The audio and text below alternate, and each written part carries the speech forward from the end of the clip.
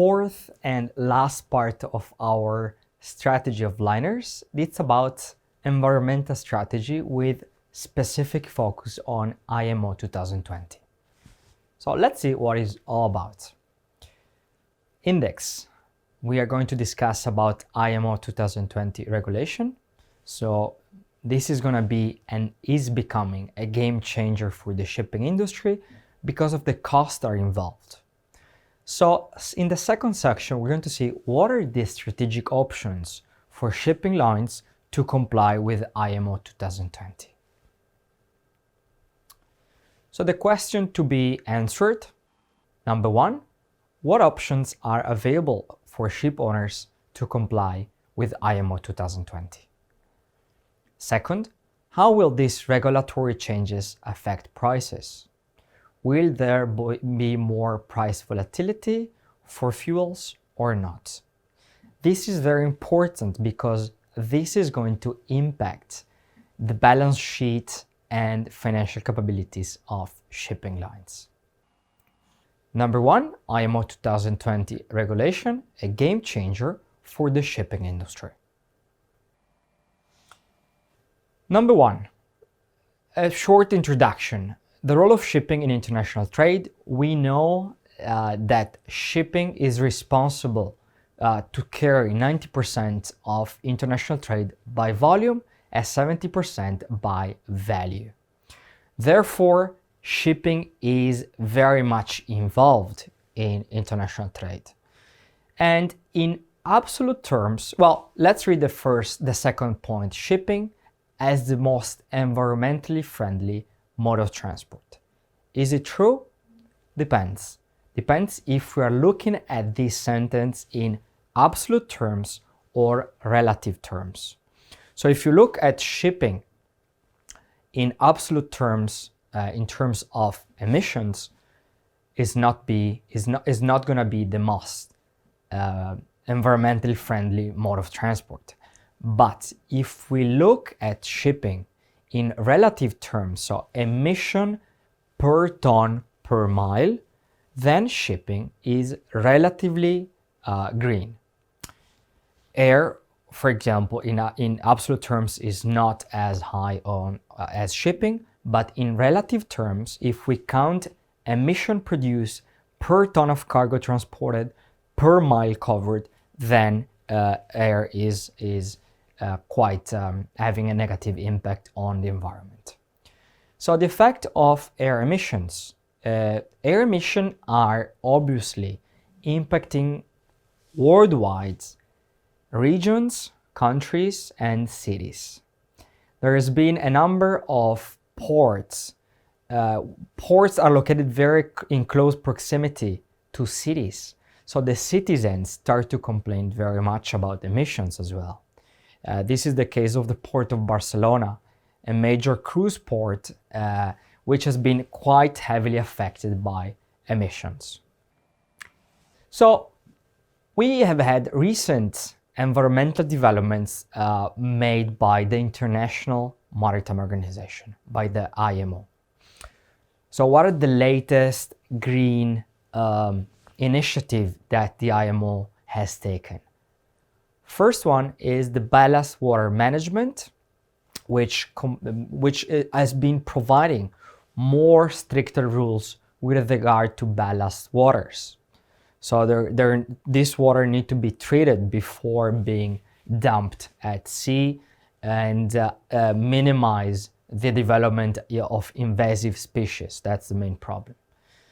We also have had the setting up of special areas known as ECA. ECA stands for Emission Control Area. And these are really portion of area of seas. As you can see in the small picture in the center, you can see there is some very dark blue areas across the Canadian and North American coast, North Sea in Europe.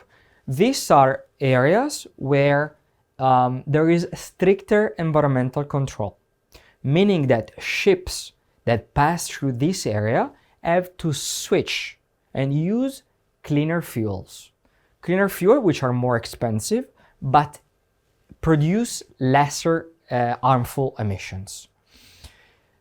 Sometimes these areas are more specifically called SECA with an S at the beginning, which stands for sulfur emission control areas, particularly targeting sulfur emissions. And third, that's the most recent one. The shipping industry has had quite a few discussions about that, and that's about air pollution with IMO 2020. Let's see a bit more what's IMO 2020 all about. Before that, MARPOL, which is one of the three pillar convention of the IMO. MARPOL stands for Marine Pollution, particularly Annex 6, aims at reducing a number of emissions produced by the shipping industry. Sulfur oxides, known as SOx, nitrogen oxides, NOx, particulate matter, PM, volatile organic compounds, VOC, and ozone depleting substances, ODS. So MARPOL Annex 6 provide strict rules with regard to this emission. The whole objective of this MARPOL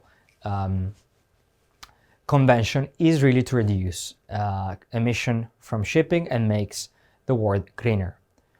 MARPOL Annex 6 has been revised, lowering the current global limit for sulfur content of marine fuels from 3.5% to 0.5% as per 1st January of 2020.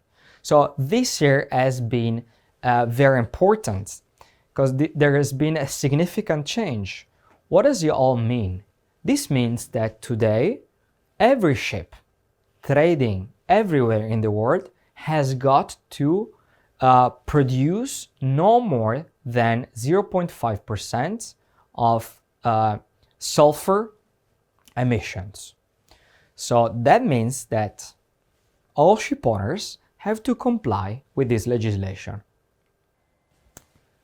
Fuel consumption.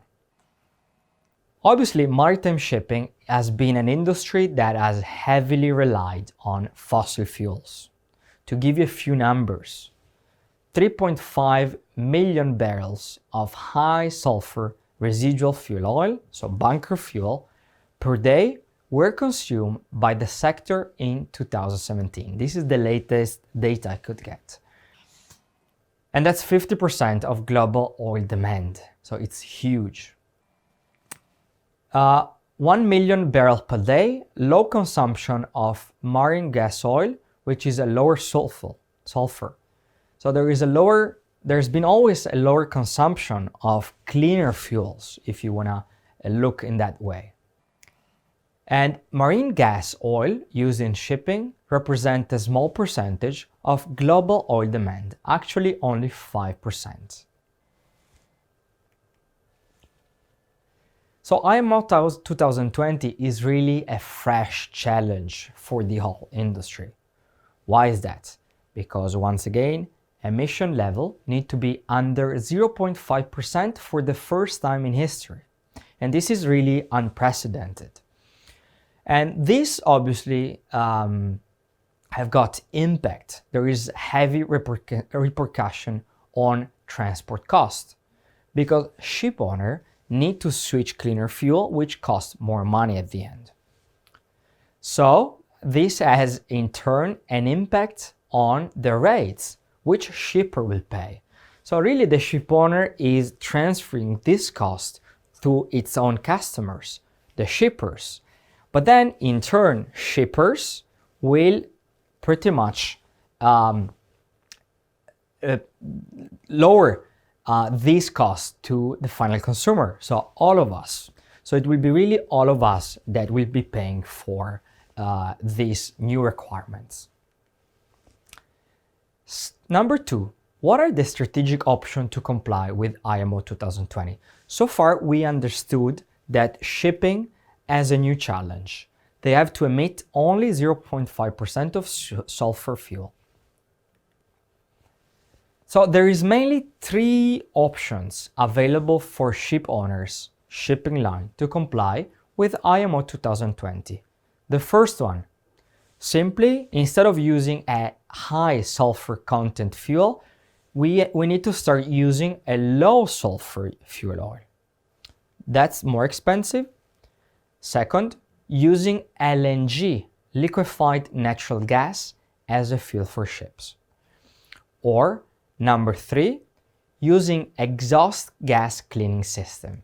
So we keep using our heavy, cheap fuel oil, but we install a device on board the ship, on the funnel, which clean the exhaust gas.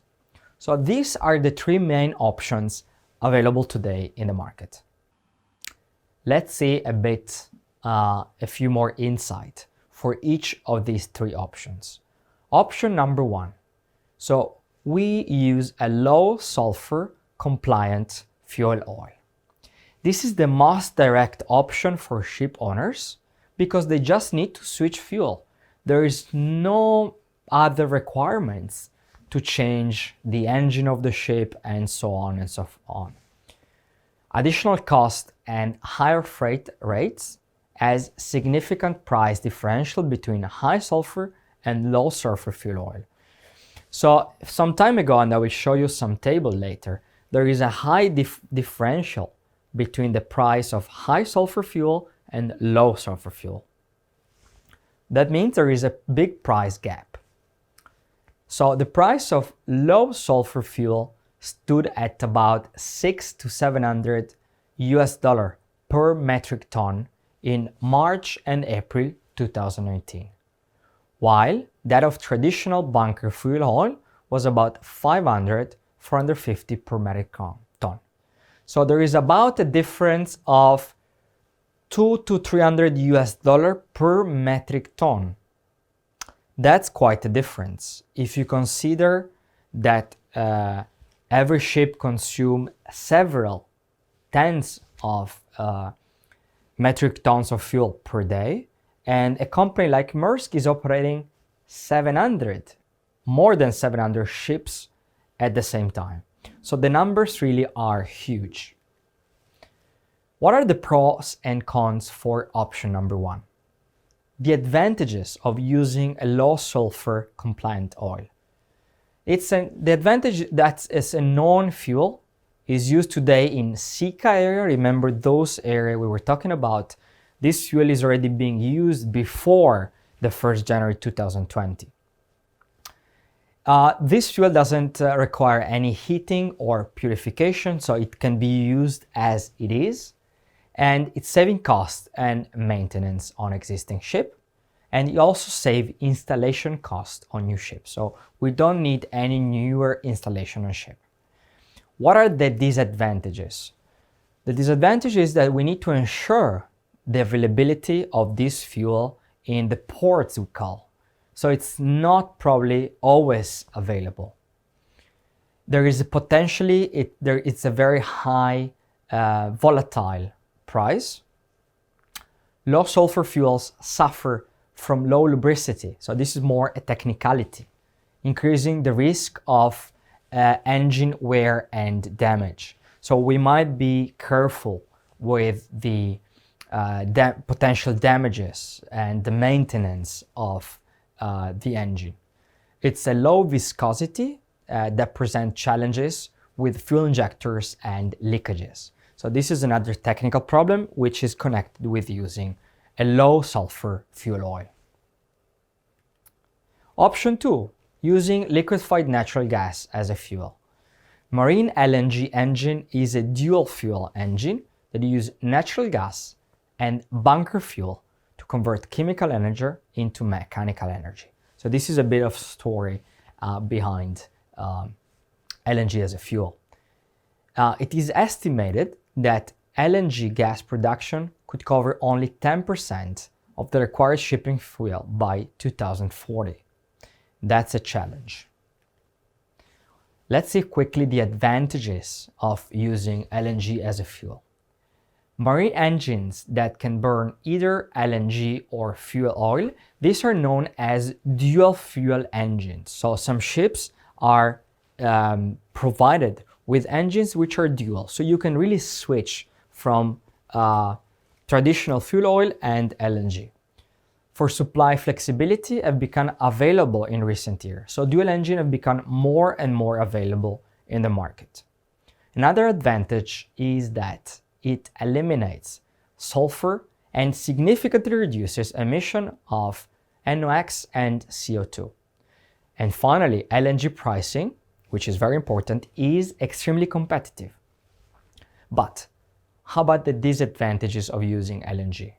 It increases emissions. On one hand, it reduces emission of NOx, SOx, and CO2. On the other side, it increases emission of carbon monoxide and unburied hydrocarbon, which are worse than CO2 from a global warming perspective. So on one side you improve, on the other side you harm the environment. It requires more physical space on board, taking up almost 3% of a vessel TEU slot. So if we want a dual fuel engine, we need to reduce technically 3% of our capacity. So we reduce technically the revenue for a ship owner.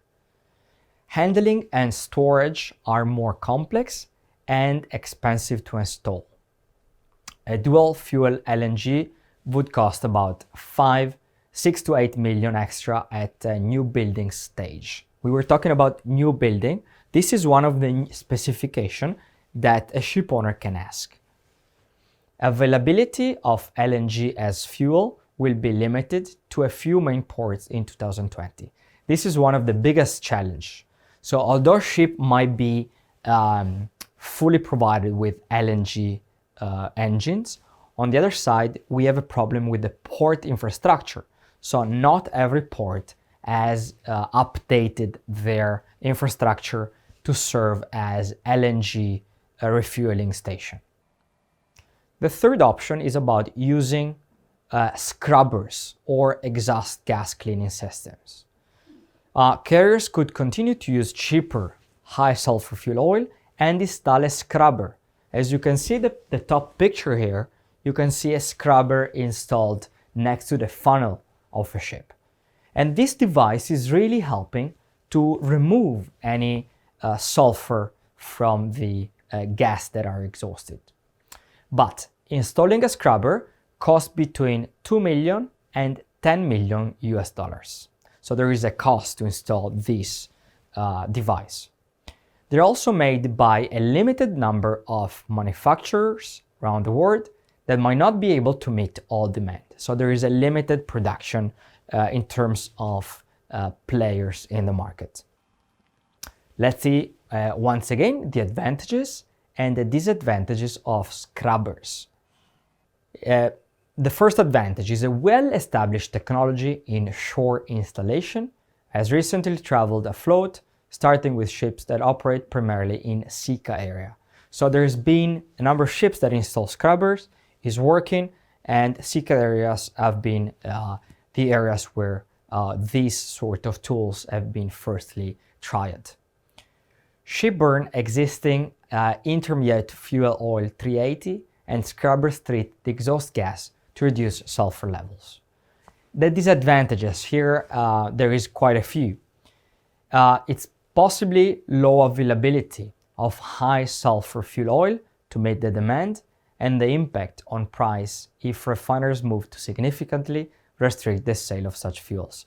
So in the future, this means if we install a scrubber, are we sure that in the future we are going to find the availability of high sulfur fuel oil? Retrofit means again installing this scrubber. Retrofits are possible, though required space is considerable.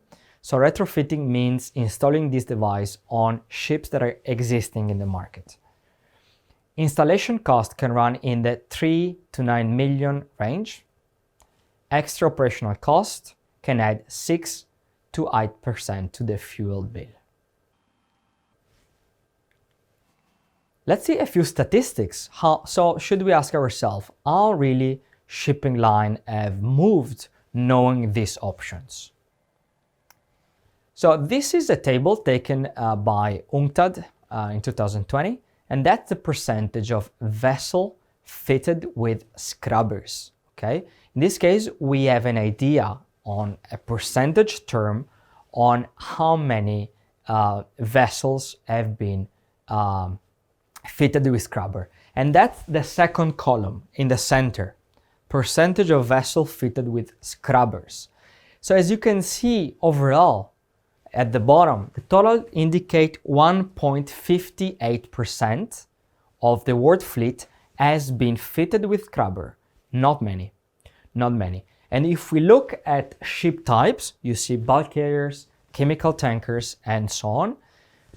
We have an idea of how many, in percentage, how many scrubbers do we have.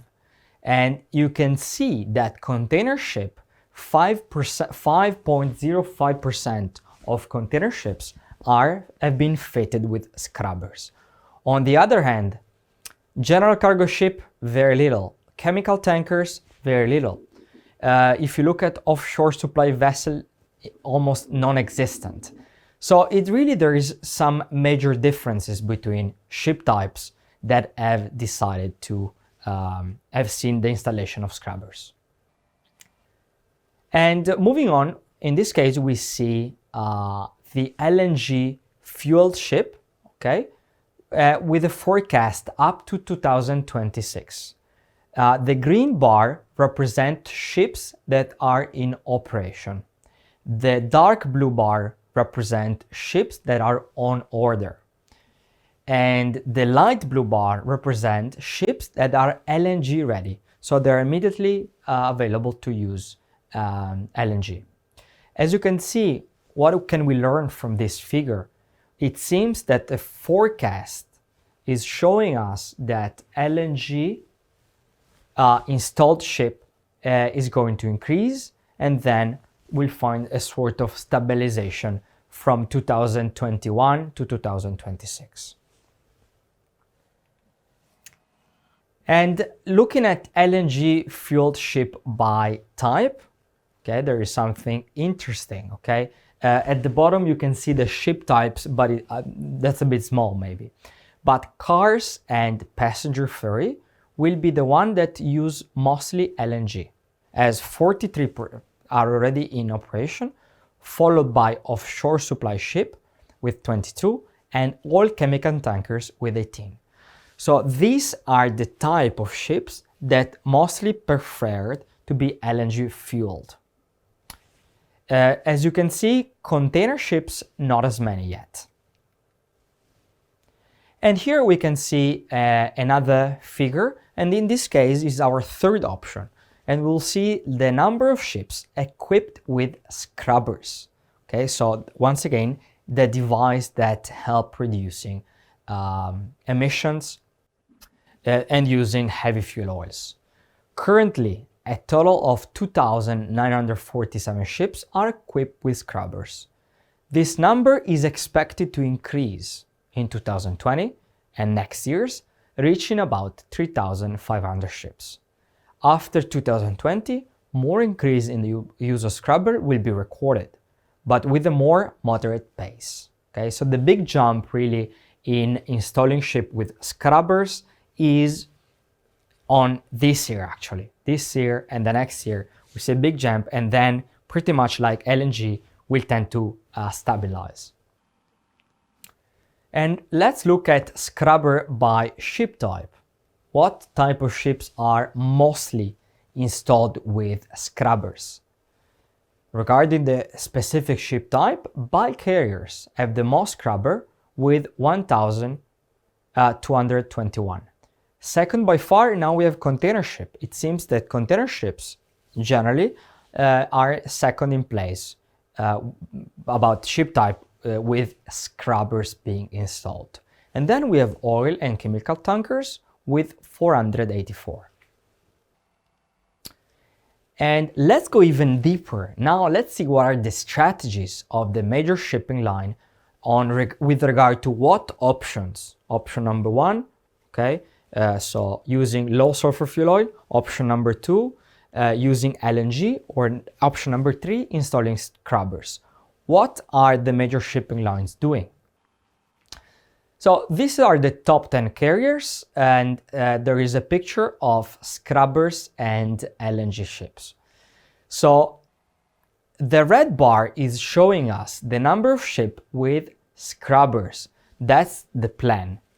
The green color is showing us the LNG power ship. So as you can see, with regard to use of scrubbers, okay, with regard to use of scrubbers, there is 4 companies that really, in absolute terms, stand out.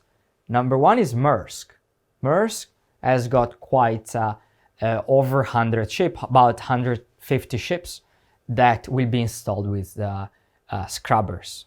MSC is the one that really standing. MSC seems to be the shipping line that leads the way with regard to installation of scrubbers, with more than 200 ships, 250 actually. So once again, MSC has got a clear strategy with what is the favorite option to comply with IMO 2020. If we look at COSCO, well, COSCO, just a very few ships are installed with scrubbers. I don't see any LNG.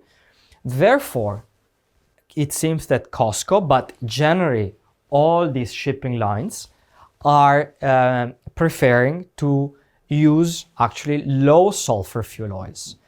CMA CGM is the only one that I'm seeing that has got a plan to install LNG dual ships on their fleet. Hapag-Lloyd, very little. One, Ocean Network Express, there is no plan to install scrubber or use LNG on board ships. Evergreen is the other one that in absolute terms is doing very well, and I think they decided to install scrubbers on more than half of their operated fleet. That's quite a lot. Yangming, it's about 1/4 of their fleet installed with scrubber. HMM, the Korean, finally we get here. Very interesting strategy, because it seems to me that about 75 to 80% of their fleet is planned to be installed with scrubbers. That's the most significant number in relative terms. And then we have PIL with about 1/3, 1/4 of ships installed with scrubbers. And here we have the top 12 carriers with current scrubber fleet.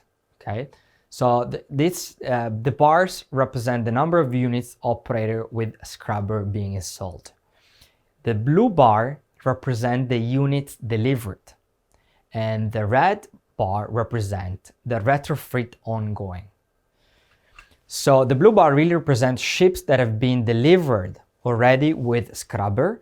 The red bar represents ships that are undergoing or have undergone retrofit. So they have been installing scrubbers. Something interesting, MSC in absolute terms is the one that seems to have most of ships with scrubber. We have seen that. And Evergreen in second place is quite interesting, because Evergreen is not in the top 5 in terms of capacity, but they are moving quite aggressively with regard to ships installed with scrubbers. If we look at one in the center and Zim or One High, very little or no scrubbers at the moment. So what can we get out of these figures that we just presented? One idea is that looking at MSC, number 2 in terms of capacity, the strategy in this case is very clear. There is a great preference over scrubbers. MSC plans to equip more than 120 of its 520 owned and charter operating fleet with scrubbers. So they think there is a forecast, there is an analysis, and they think that the most convenient strategy in terms of savings is going to be the scrubber. So what are really they betting on? They are betting that the differential between high fuel and low fuel is gonna be very high. But if the differential between heavy fuel oil and low sulfur fuel oil is gonna reduce, perhaps MSC strategy is gonna be wrong. This is gonna be, we're gonna see this in the next years. So soon, very soon, and this is already charged actually, most of the shipping lines will charge shippers, that's what we're talking about, with higher cost. Actually, there is a low sulfur fuel oil surcharge.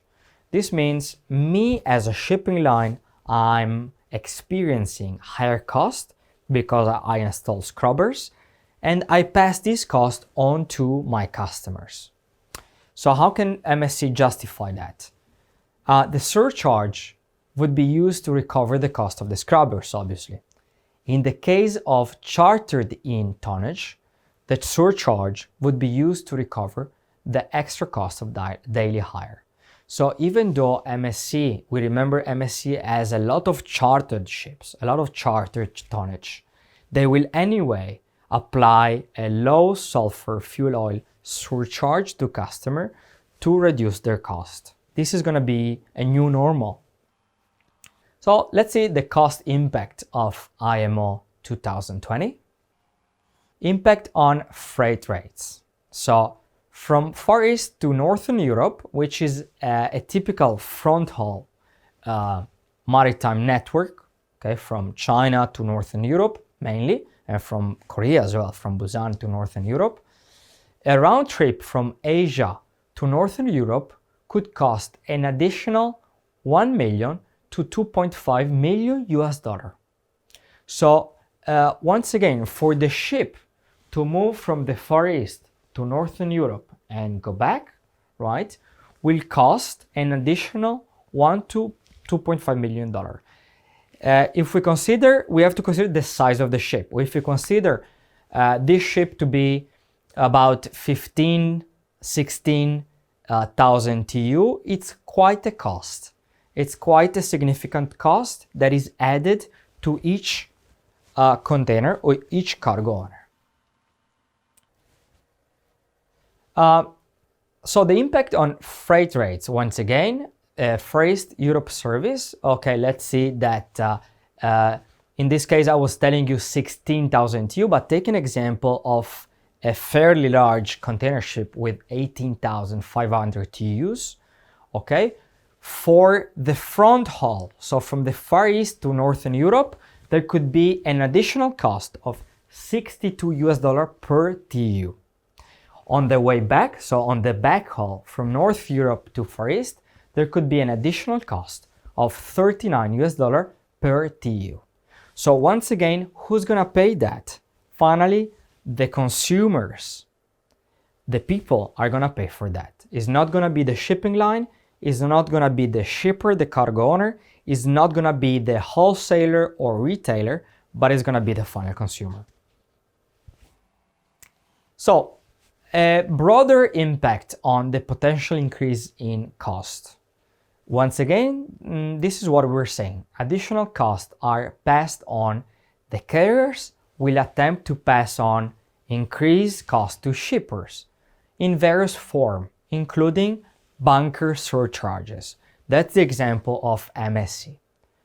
Impact on the price to be paid by the end user. That's the end of the story. The consumer will pay for the cost. Additional costs that are not passed on, profit margin in the container ship industry would be reduced. So something that we might think about are that bankruptcy of the most financial vulnerable carriers and or further merger and acquisition. So is this issue, environmental issue, going to impact on the strategy of shipping lines? And is this going to have a spillover effect over bankrupting more companies or pushing even further merger and acquisition? Impact on freight rates. So 6 global container lines have already outlined a new price mechanism for the bunker adjustment factor. So 6 major shipping lines have already declared that they are gonna charge for this extra environmental cost. So carriers once again have recently applied these sort of surcharges to cover losses. In 2018, carriers turned to a cost recovery program applying emergency bunker surcharge. And in the future, but it's happening now really, shippers might be at risk of bearing costs 15 to 20% higher. That's quite a number. And shipper, there is one more issue, which is transparency. One of the shipper requirements towards shipping line is transparency. But shippers have already complied, saying that there is a lack of transparency in this sense from shipping lines. So concluding our fourth and last presentation, what are the takeaways here?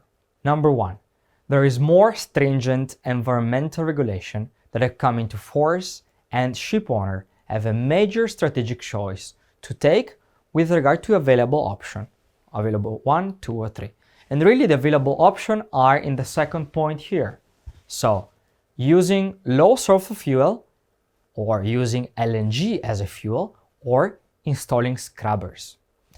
Ship owners need to comply and invest money, yet it remains to be seen what is the best option and who will be absorbing the majority of this cost. But we've seen that the majority of this cost will most likely be absorbed by the final consumer. Shipping lines have a key role to play in reducing emissions. Not every shipping line is pursuing the same strategy, and only time will tell what lines have made the best decision. For example, retaking the example of MSC, which is clearly the one most favorable to the use of scrubbers, time will tell if MSC was right or if MSC was wrong. And I leave you with an open question. Is this going to produce more merger and acquisition or even more bankruptcy in the shipping industry? I thank you very much for your attention. This is the end of my fourth and last presentation. Thank you very much.